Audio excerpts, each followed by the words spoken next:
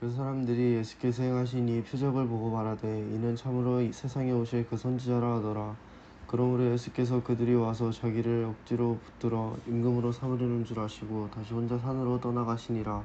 저물매 제자들이 바다에 내려가서 배를 타고 바다를 건너 가버나움으로 가는데 이미 어두웠고 예수는 아직 그들에게 오시지 아니하셨더니 큰 바람에 불어 파도가 일어나더라. 제자들이 노를 저어 10여리쯤 가다가 예수께서 바다 위로 걸어 배에 가까이 오심을 보고 두려워하거늘 이르시되 내니 두려워하지 마라 하신대 이에 기뻐서 배로 영접하니 배는 곧 그들이 가려던 땅에 이르렀더라. 아멘. 오늘 말씀은 믿음을 지키라는 말씀으로 함께 은혜를 나누겠습니다. 동화 중에 알라딘이란 그런 어렸을 때 제가 읽었던 책이 있는데 알라딘이라는 동화책이 있죠. 거기에 보면 진이라는 요정이 나옵니다. 진이라는 요정은 주인이 소원을 말하면 그 소원을 다 들어줘.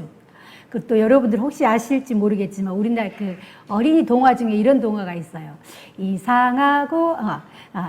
이상하고 아름다운 도깨비 나라 방망이로 두드리면 무엇이 될까?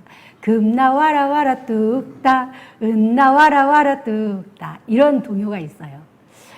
도깨비 방망이로 두드리면 무엇이든지 다 나오는 거예요. 그런데 안타깝게도 오늘날의 많은 성도님들도 이 믿음이 이 진이라든가 이 도깨비 방망이처럼 예수님의 이름을 사용하는 분들이 더러 계시는 것을 볼 수가 있습니다. 그런데 그것은 뭐 꼭 성도님들만의 문제는 아니겠죠. 이제 믿음이 연약한 자들에게는 때로는 그런 예수님을 믿으면 우리가 축복받는다 이런 것도 때로는 필요하죠. 그러다 보니 오랜 시간 동안 믿으면 예수님의 이름으로 기도하면 뭐든지 다 이루어진다 이렇게 가르침을 받았던 것도 사실입니다. 그러다 보니 예수님의 이름을 어떤 도깨비 방망이처럼 사용하는 성도들이 더러 있다라는 것입니다. 오늘의 말씀을 통해서 왜 성도는 믿음을 지켜야 하는지 이렇게 깨닫기를 원합니다. 왜 우리의 믿음이 도깨비 방망이 같은 이런 믿음이 되어서는 안 되는지 알기를 원합니다. 오늘의 말씀은 요한복음 말씀이죠. 이 요한복음의 말씀을 보면 예수님께서 이적과 표적을 행하는 것들이 참 많이 나옵니다. 베데스다 연못가에서 그 38년의 병에 걸린 병자를 고치시는 사건도 나오고 가나안 혼인잔치도 나오죠. 그리고 베세다 광야에서 물고기 두 마리와 보리떡 5개로 5,000명을 먹이는 이 사건도 나옵니다. 그리고 오늘 본문 말씀에 보면 무리를 걷는 사건들도 나오죠.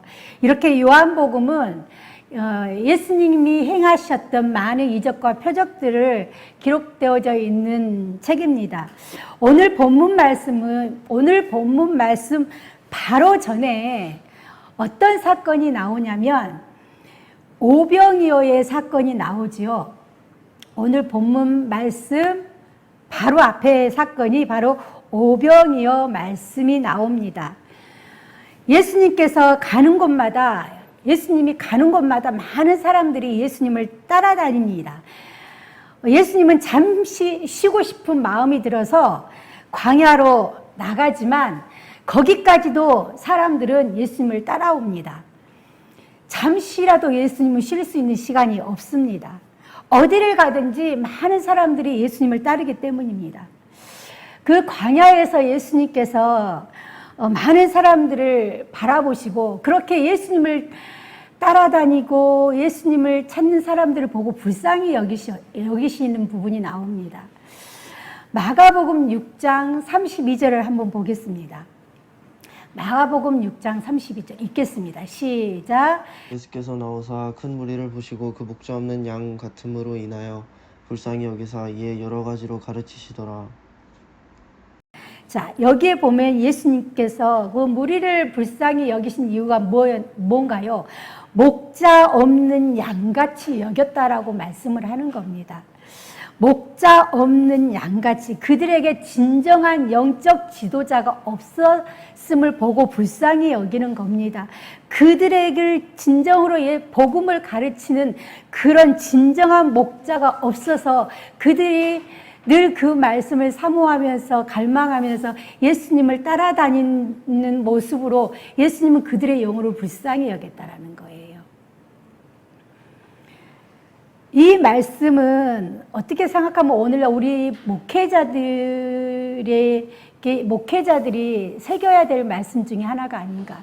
내게 주어진, 내게 보내준 양들에게 정말 내가 정말 참 진리, 참 복음을 잘 가르치고 있는가?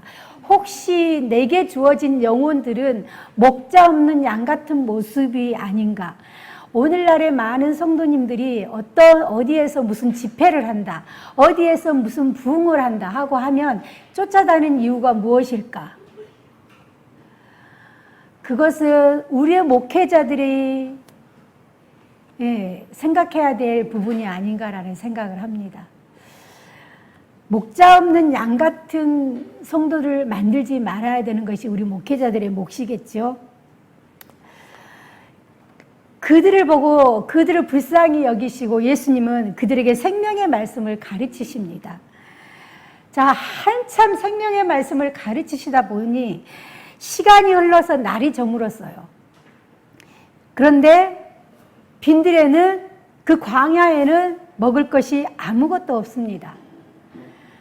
그들은 도시락도 싸우지 않았어요. 빈손으로 왔습니다. 예수님께서 빌립에게 말하죠. 우리가 어디서 떡을 사서 이 사람을 먹이겠느냐. 자, 그때 빌립은 순간 계산기 두드리기 시작을 하죠. 그런데 그 당시에 노동자 하루 일당이 200데나리온이었다고 해요. 200데나리온 노동자. 그런데 우리가 다 아시겠지만 성경에는 5,000명이라고 기록이 되어져 있지만 5,000명, 어른 수만 5,000명입니다. 근데 학자들은 아마 그곳에 모인 사람이 2만 명에서 3만 명 정도로 추정을 한다고 해요. 자, 그런데 노동자들이 하루 일당이 200데나리온인데 이 사람들을 먹이려면 노동자들의 200일치의 어떤 그런 돈이 있어야 된다는 거예요. 하루 일당이 200데나리온인데 이 노동자들이 200일을 일을 해야지만이 이곳에 있는 사람들을 먹일 수 있다는 것입니다. 그러니 어마어마한 근데 지금 그들에게는 아무런 돈도 없어요. 자, 그리고 또 한 가지가 뭐냐면 학자들의 말이 아니라 할지라도 성경에 나와 있는 기록대로 어른들의 인원수만 5,000명이라 할지라도 그 5,000명을 먹일 만한 빵이 갑자기 어디서 나올 수가 있겠습니까? 그 많은 빵들이. 빌립이 하는 말이, 빌립이 이 사람들을 어떻게 우리가 아무것도 없는 뭐 어떻게 먹일 수 있겠습니까? 이 말은 당연한 거예요. 당연히 빌립의 말에서 나올 수 있는 말이겠죠. 그런데 안드레는 다릅니다.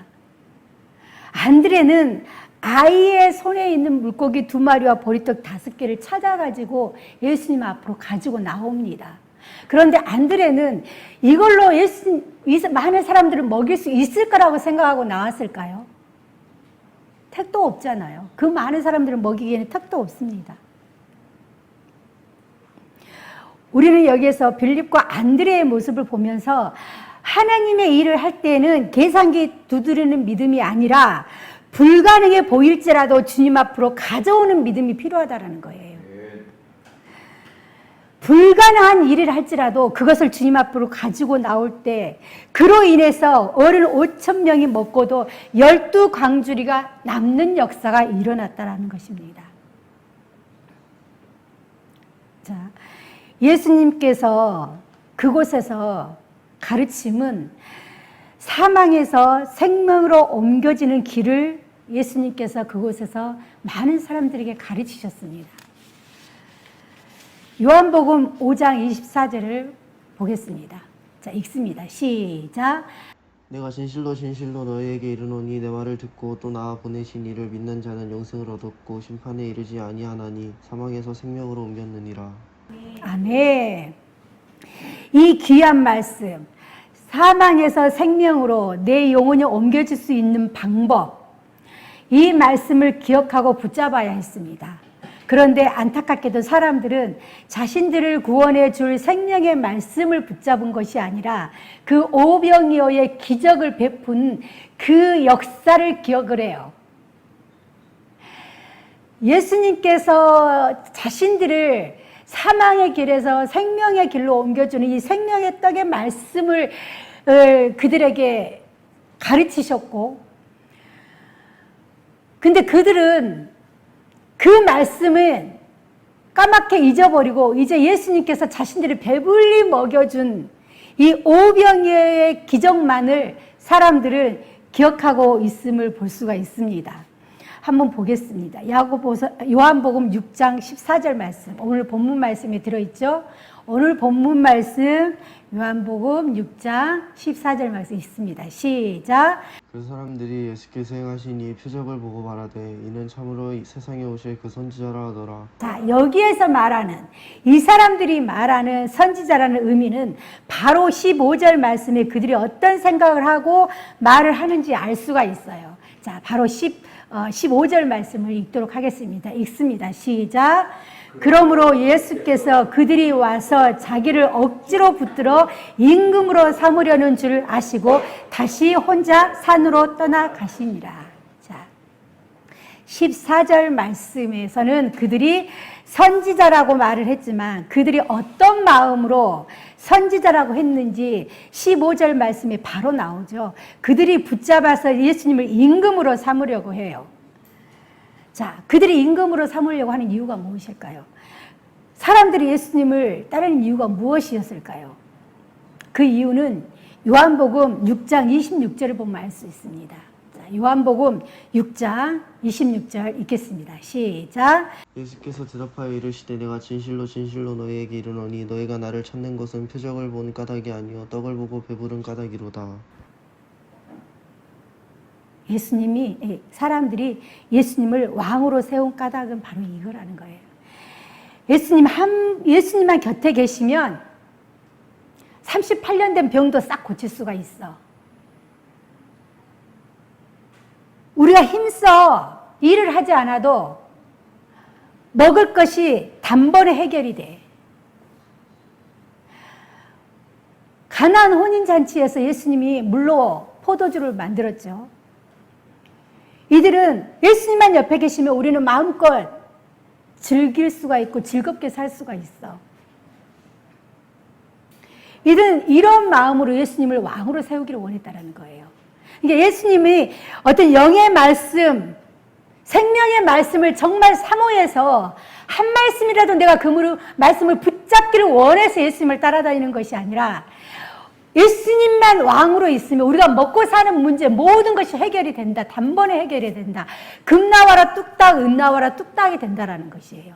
사람들이 이런 마음으로 예수님을 따랐다라는 것입니다. 사람들은 구원에는 별로 관심이 없었어요. 예수님이 행하신 이런 우리들을 배부르게 먹게 해줄 수가 있고 우리가 어떤 병에 걸려도 우리를 고쳐줄 수 있는 이런 능력 있는 임금을 사람들을 원했다라는 것입니다. 마가복음 6장 45절에서 46절을 보겠습니다. 읽습니다. 시작. 예수께서 즉시 제자들을 재촉하사 자기가 무리를 보내는 동안에 배 타고 앞서 건너편 벳세다로 가게 하시고 무리를 작별하신 후에 기도하러 산으로 가시니라. 자, 예수님께서는 그런 사람들의 마음을 아시고 제자들을 재촉해서 건너편 바다로 가게 하시죠. 그리고 조용히 산에 올라가서 기도하는 시간을 갖습니다.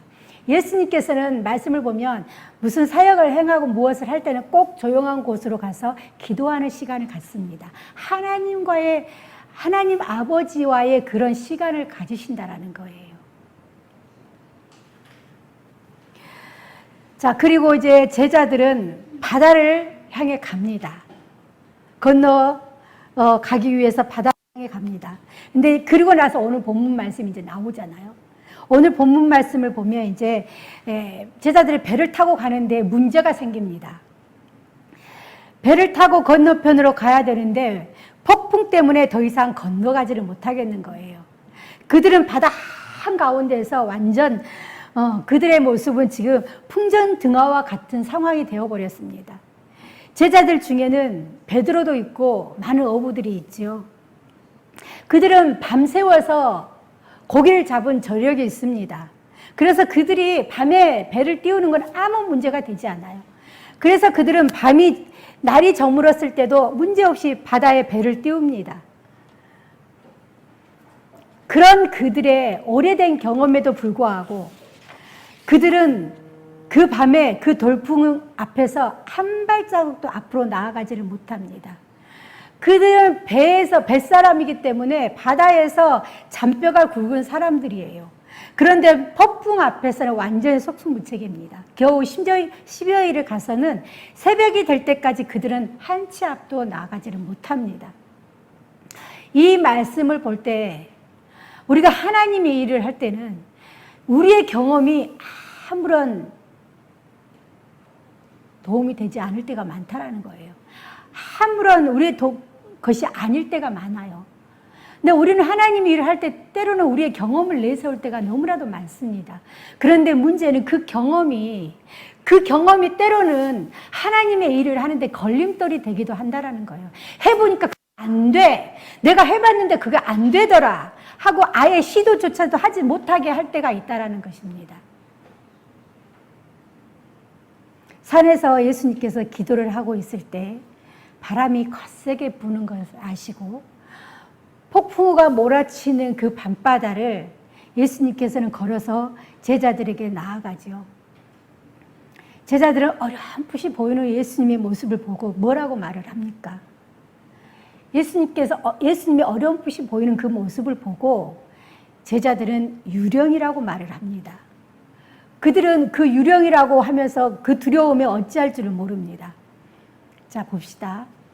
오병이어의 이 사건은 그날 낮에 일어났던 사건이에요. 오병이어의 그 사건 전에, 그 낮에 사건 전에 예수님께서 많은 그 오병이어 그 광야에서 생명의 말씀을 가르치고 난 이후에 오병이어의 그 표적을 보여줬던 것이 바로 그 낮에 일어났던 사건이라는 거예요. 그 전날 낮에. 그런데 지금 이날 밤에 해가 저물어서 배를 띄우고 가는데 예수님의 모습을 보고 이 제자들은 유령이라고 겁에 질려 있다라는 것입니다.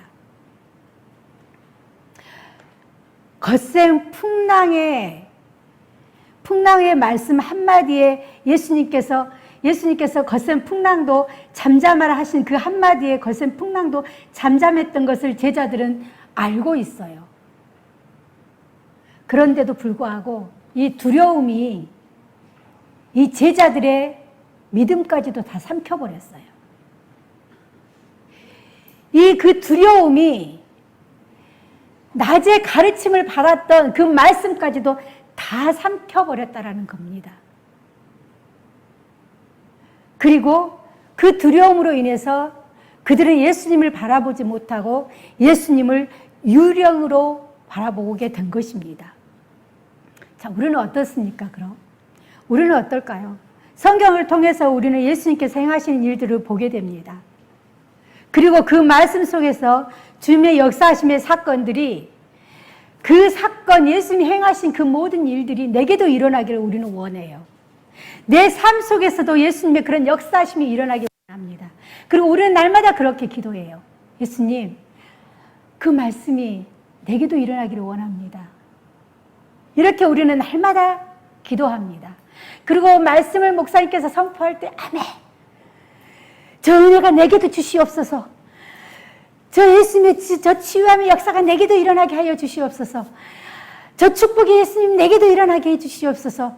라고 사모해요. 그런데 우리가 그 그 시간을 지나고 문을 열고 우리가 세상 밖으로 나아갈 때는 우리가 그 세상 안에서 그 세상이라는 바다에 우리가 들어갈 때는 그 믿음은 우리의 마음속 깊은 곳으로 숨어버린다라는 거예요. 그렇게 사모했던 그 모든 믿음들, 그 말씀들은 말씀 저 깊은, 우리의 마음 깊은 곳 한 곳에 딱 이렇게 짱박아 둔다라는 겁니다. 세상이라는 바다 가운데에서 내게 찾아오신 예수님을 우리는 그렇기 때문에 볼 수가 없는 거예요. 교회에 와서 말씀을 드릴 때는 그렇게 뜨겁고 아멘, 아멘 하지만 세상이라는 바다에 우리가 들어갈 때는 우리의 그 믿음을 우리의 한쪽 마음속에 쫙 박아놓고 있으니까 삶 가운데서 예수님이 일하시고 역사하시고 내게 찾아온 예수님을 우리는 발견하지 못한다라는 거예요. 그리고 우리는 늘 말합니다. 왜 예수님께서 내게는 역사하지 않는 거야? 이렇게 두려움 속에 떨고 있는 제자들에게 예수님이 찾아오셔서 이렇게 말씀을 하죠. 내니 두려워하지 말라. 폭풍과 유령 앞에서 공포에 떨고 있는 제자들을 예수님은 안심시키고 있습니다. 나야. 나다. 내가 예수야. 내가 그리스도야. 내가 여기 있어. 그리스도 예수가 여기 있단다. 라고 안심을 시키죠. 그럴 때 제자들은 기뻐서 예수님을 배로 영접을 하고 예수님께서 배에 오르시고 이제 제자들과 함께 가려던 목적지에 도착을 하게 됩니다. 제자들은 예수님께서 내니 두려워하지 말라라고 이야기했을 때 내가 여기 있다라고 이야기했을 때 바로 깨닫게 되죠. 아, 예수님이셨구나. 예수님이셨구나. 그런데 우리는 어떨까요? 우리의 신앙은 어떨까요? 내가 여기 있다. 내가 너를 지금 너의 옆에 있어. 내가 너희를 지키고 있어. 그러니 두려워하지 마라고 예수님께서 이야기할 때 우리는 바로 예수님을 바라보고 있는 것일까요?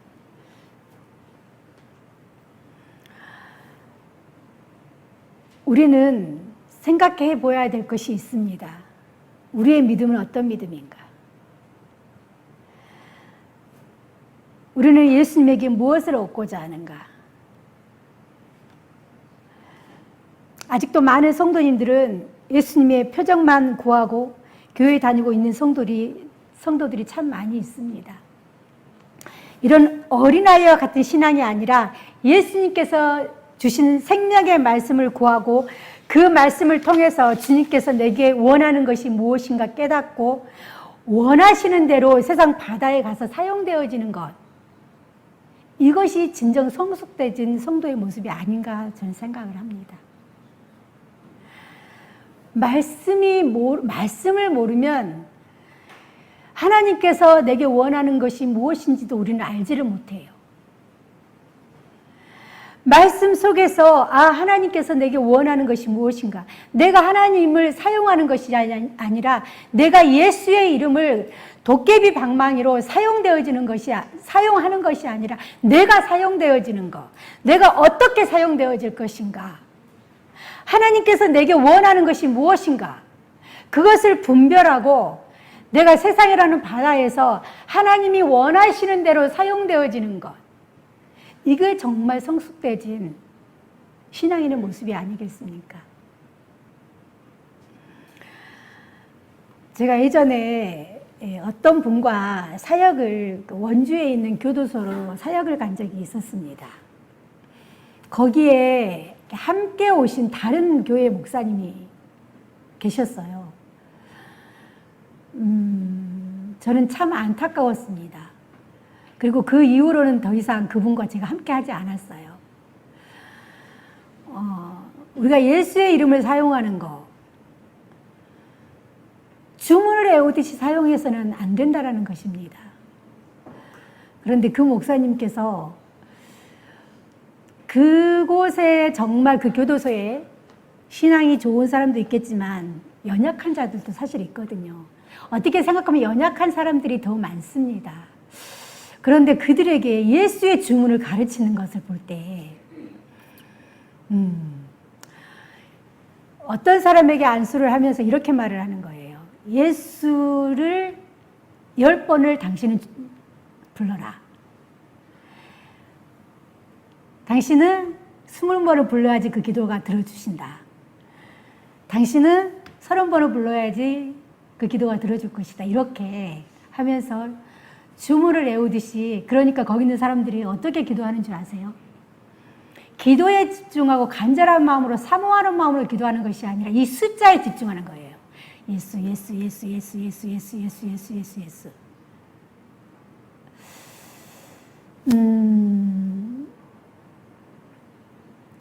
초점이 어디에 있는지, 그 목회자는 도대체 어떻게 가르치고 있는지 제가 그 모습을 보면서 다시는 그분하고 같이 그분과 관계를 맺고 있는 분하고도 제가 더 이상 협력을 하지 않았습니다.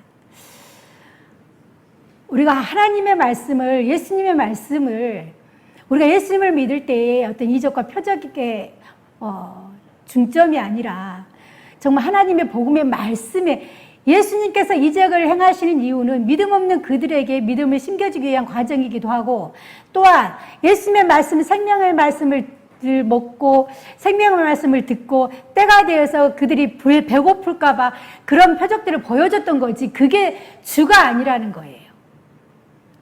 그런데 오늘날 일부 목회자들 또는 일부 성도님들이 주의 말씀이 그 말씀을 먹는 것이 초점이 아니라 마치 도깨비 방망이처럼 예수님의 이름을 사용하고 있는 모습을 볼 때는 참 안타깝다라는 생각이 제가 했습니다. 우리는, 여기 계신 성도님들은 내가 하나님께 어떻게 사용되어질까를 먼저 생각하고, 내가 하나님의 그 사용될 수 있는 그 자리에 날마다 세워지는 성도님들이 되시기를 원합니다. 그런데 우리가 하나님의 일을 하다 보면, 때로는 바울처럼, 제자들처럼 그런 일을, 하나님의 일을 하다 보면 아픔을 겪을 때도 있고 고통을 당할 때도 있고 정말 감당할 수 없는 어려움에 처할 때도 있어요. 우리가 말씀을 통해서 사도 바울이 하나님의 일을 행할 때 어떤 어려움을 당했는지, 예수님의 제자들이 어떤 어려움을 처했는지 우리는 너무나도 잘 알고 있습니다. 우리가 하나님의 일을 하다 보면 이렇게 어려움에 처할 때가 있다라는 겁니다. 그런데 그 어려움과 아픔과 고통을 바라보지 마시기 바랍니다.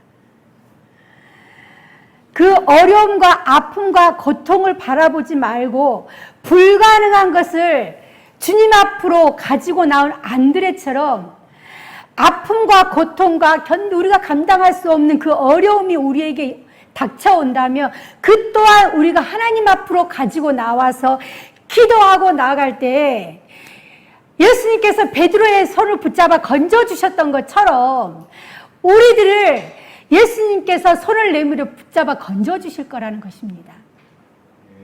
고통과 아픔과 어려움만 보면은 우리는 한 발자국도 앞으로 나아갈 수가 없습니다. 그 속에서 그 고통과 아픔과 어려움과 우리의 처해 있는 견딜 수 없는 그 어려움 속에서 우리는 예수님을 발견할 수 있다는 거예요. 그 안에서 예수님의 역사하신 그 역사를 우리가 경험할 수 있다는 것입니다. 저는 늘 하는 말이 있어요. 우리 단원들에게도 늘 하는 말이 있습니다. 아무것도 하지 않으면 아무런 역사도 없다. 우리 선교단은 그렇게 큰 선교단이 아니에요. 인원도 몇 명 되지 않습니다. 사실 공연을 한다는 것 자체가 어찌 생각하면 불가능해요. 매번 공연할 때마다 제가 느끼는 것은 정말 하나님의 은혜가 아니고서는 우리가 할 수 없는 거구나. 제가 그렇다고 해서 공연을 작은 데에서 이렇게 하지 않아요. 단체는 요만한데 큰 꿈을 갖고 하다 보니 큰 자리에서 꼭 하려고 해요, 제가.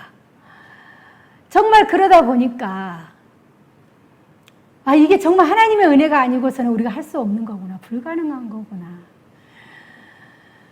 제가 우리 단원들한테 늘 말을 합니다. 아무것도 하지 않으면 아무런 역사도 우리가 경험할 수가 없다. 무엇인가를 해야지만이 그 안에서 하나님께서 역사하신다. 우리가 진정 구해야 할 것은 우리의 육신에 먹고 사는 문제를 구하는 것이 아니라 하나님 나라를 위해서 내가 어떻게 쓰임받을까, 이런 것을 하나님 앞에 구해야 한다는 사실입니다. 또한 교회도 마찬가지예요. 교회도 마찬가지입니다.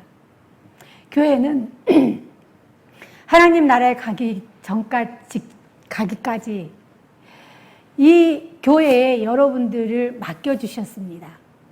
그래서 여러분들이 이 교회 공동체를 목회자 혼자 세워가는 것이 아니라 온 성도가 함께 세워져 가는 것입니다.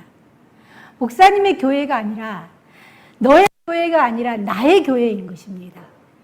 그래서 교회 안에서도 마찬가지예요. 내가 어떻게 쓰임받을 것인가, 내가 어떻게 사용되어질 것인가, 이 교회 안에서 내가 할 수 있는 일이 무엇인가. 때로는 힘들고 때로는 귀찮은 일도 있어요. 그냥 힘들고 귀찮은 것은 눈 감아버리고 싶을 때도 있습니다. 그런데 하나님께서 나를 이 교회에 보내주신 건 이 교회 안에서 내가 할 일이 있기 때문에 보내주신 것입니다. 때로는 힘들고 귀찮고 눈 감아버리고 싶을 때가 있겠지만 그 모든 것들도 우리가 물리치고 작은 일에도 함께 하는 것, 귀찮은 일도 내가 먼저 나서서 하는 것, 힘든 일도 내가 먼저 나서서 하는 것, 이것이 바로 성도의 모습이라는 것입니다. 이것이 바로 다음 세대 우리의 자녀들에게 보여줄 우리 기성세대의 모습이라는 거예요. 우리가 목사들이 이 앞에서 말씀을 막 가르치는데 정작 예배 시간 이외에 일어난 일들에서는 믿음의 모습이 안 보인다면 우리의 자녀들이 우리의 모습을 보고 어떻게 그들이 신앙의 모습을 세워져 가겠습니까? 아, 믿음의 신앙생활을 저렇게 하는 거구나. 예배 시간은 말씀 잘 듣고 아멘하고 예배 시간이 끝나고 나면 그냥 저렇게 하는 거구나. 이것이 우리의 삶으로 그 아이들에게 보여주는 모습, 이런 모습밖에 되지 않는다면 우리는 정말 하나님 앞에서 부끄러운 모습이 될 수밖에 없을 것입니다. 사랑하는 성도 여러분, 믿음이 지키지 않으면 우리는 예수님께서 우리에게 찾아와도 예수님을 바라볼 수가 없어요.